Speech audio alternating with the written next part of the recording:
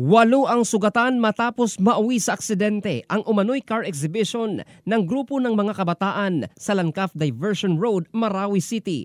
Batay sa kumalat na video sa social media, makikitang humarurot ang isang puting pickup truck na minamaneho ng isang umano'y minor de edad.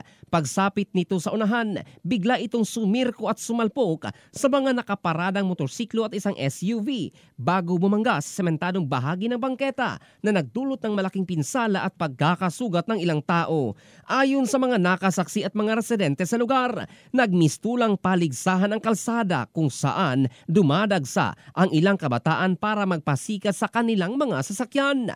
Dahil dito, nananawagan ang mga residente sa lugar, lalo na ang mga may-ari ng mga establishmento, na higpitan ng mga otoridad ang pagbabantay sa lugar upang hindi na maulit ang insidente. Samantala, nakikipag-ugnayan na ang pamilya ng minor de edad na driver sa mga nadamay para sa posibleng areglo. Ayon sa ulat ng pulisya, nakalabas na rin sa ospital ang lahat ng sugatan matapos magtamo ng mga gasgas at pasa. Patuloy parang iniimbestigahan kung sino ang nasa likod ng naturang car exhibition at kung may pananagutan din ang mga organizer.